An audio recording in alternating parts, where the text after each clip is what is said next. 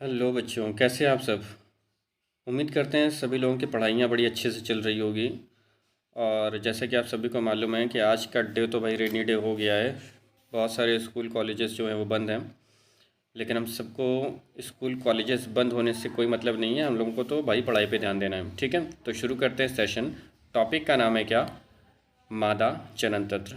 ठीक है, इंग्लिश में क्या बोलेंगे? Female reproductive system.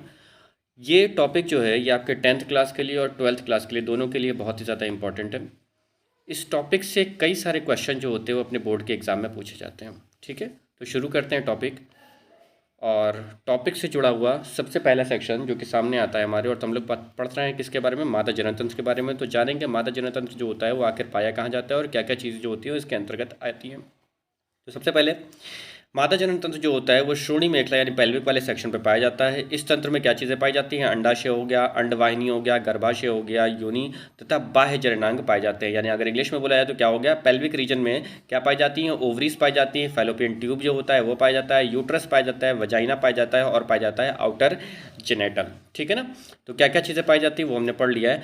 अब जानेंगे प्रत्येक भाग के अंदर क्या क्या चीज़ें होती हैं। तो जैसे हमारे सामने सबसे पहले आता है क्या? अंडाशय। तो अंडाशय जो होता है वो आखिर होता क्या है? जिस तरह से हमने पहले पढ़ा, पहले बताया मैंने कि पेल्विक वाले सेक्शन पर क्या पाया जा रहा है भाई? पेल्विक वाले सेक्शन पर पाया जा रहा है क्या?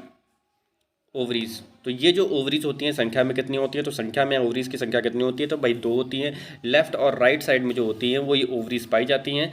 साथ ही साथ ओवरीज जो होती है उसकी लंबाई कितनी होती है? तो 4 सेंटीमीटर होती है और चौड़ाई जो होती है लगभग 2.5 सेंटीमीटर के आसपास होती है।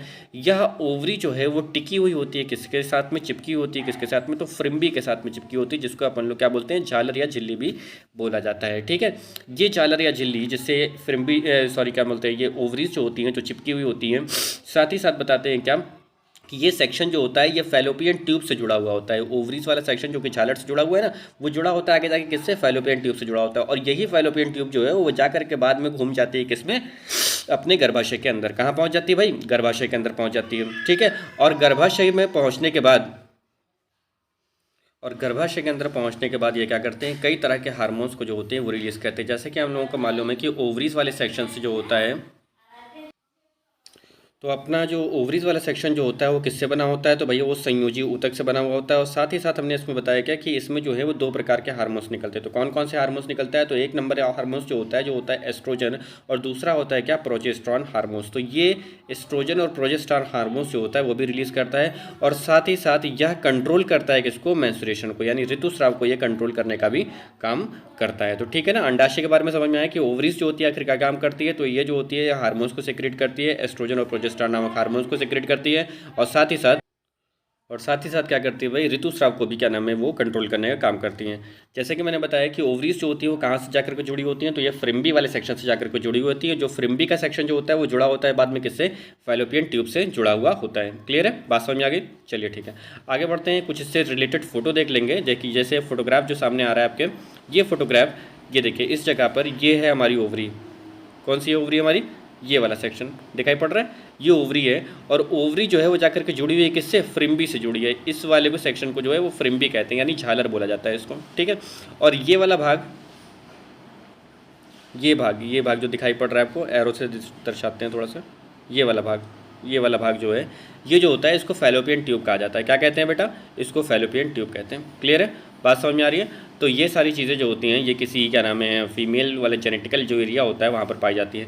ये सामने ये जो फिगर आप लोग को दिखाई पड़ रहा है अभी, ये वाला जो फिगर जो आप लोग को दिखाई पड़ रहा है अभी, ये फिगर दरअसल किसी ओवरी की एक अनुप्रस्थ काट काटी गई है। ये अनुप्रस्थ काट का फिगर है उसका ओवरी का। ठीक है ना। और अगर बात करते हैं रियल ओवरी की, तो भाई वो रियल ओवरी का भी मैं फिगर लेकर के आया हूँ इस बार।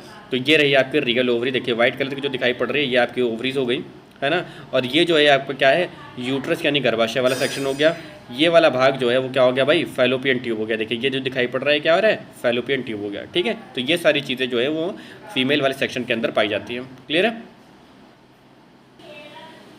आगे बढ़ते हैं अंडवाहिनी के बारे में। तो आखिर अंडवाहिनी होती क्या है? तो यह फैलोपियन ट्यूब की जो होती है वो 2 संख्याएं, जिसको हम लोग क्या बोलते हैं? अंडवाहिनी यानी फैलोपियन ट्यूब कहते हैं।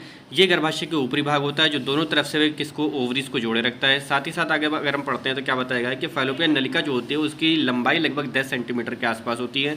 ये जुड़ी होती है किससे, एक साइड से तो ये ओवरी से जुड़ी होती है और दूसरी साइड किससे जुड़ी होती है, गर्भाशय से जुड़ी होती है। जैसे कि आपने अभी पीछे वाली एक जो रियल इमेज थी उसके अंदर भी आपने दिखाया। ठीक है, आगे क्या बता रहे हैं कि फैलोपियन ट्यूब जो होती है यानी फैलोपियन नलिका जो होती है वो अंडाणुओं को जो है वो गर्भाशय तक पहुंचाने का काम करती है। साथ ही साथ फैलोपियन नलिका जो है वो क्या करती है, फ्रिम्बी तथा अंडाणुओं को पकड़ना और उसको गर्भाशय तक पहुंचाने का काम करती है। ठीक है, तो ये देखते हैं आगे क्या, फैलोपियन ट्यूब। तो ये देखिए ये जो है आपको दिखाई पड़ रही है क्या, फैलोपियन ट्यूब दिखाई पड़ रही है, दिख रही है फैलोपियन ट्यूब, ये देखिए। ठीक है, ये फैलोपियन ट्यूब दिख रही है, यूट्रस से इसको अलग किया गया है, ये एक ऑपरेशन की क्या नाम है जो है वो पिक है। ठीक है, तो फैलोपियन ट्यूब कहाँ पे पाई जाती है, तो ये वाली हो गई भाई आपके फैलोपियन ट्यूब। ये वाला सेक्शन हो गया आपका क्या, यूट्रस वाला सेक्शन हो गया। ये हो गई आपकी ओवरी, ये हो गई सर्विक्स जिसको ग्रीवा कहते हैं, और ये वाला एरिया जो है भैया क्या है, वजाइना है। ठीक है, तो आगे बढ़ते हैं, देखते हैं गर्भाशय के बारे में। आखिर क्या होता है गर्भाशय के बारे में, क्या होता है गर्भाशय, क्या चीज़ें पाई जाती हैं इसके अंतर्गत। जैसे कि सभी लोगों को सभी दिखाई पड़ रहा है अभी, क्या लिखा हुआ है यहाँ पर कि यह नाशपाती के आकार समान जो होती है वो संरचना होती है जो कि कहाँ पे पाई जाती है, श्रोणि गुहा यानी पेल्विक वाले सेक्शन पे पाई जाती है। इसकी लंबाई चौड़ाई जो होती है वो सामने दी हुई है आपके। साथ ही साथ ये जो गर्भाशय जो होता है वो कहाँ पर जुड़ा हुआ आता है, तो दोनों तरफ से फैलोपियन ट्यूब से जुड़ा हुआ होता है। ठीक है ना, ये एक मस्कुलर बॉडी होती है जो कि फीमेल के गर्भाशय वाले सेक्शन में ये यानी क्या नाम है, गर्भ जो है वो इसी के अंदर आकर के ठहरता है। यानी कहने का मतलब क्या है कि भ्रूण का जो डेवलपमेंट होता है वो कहाँ पर होता है, तो गर्भाशय के अंतर्गत होता है। ठीक है, बात समझ में आ रही है। तो ये देखिए ये है आपके गर्भाशय की संरचना। जैसे कि मैंने अभी बताया क्या कि गर्भाशय में जो है वो दो साइड में फैलोपियन ट्यूब जो होती है वो आपस में जुड़ी होती हैं।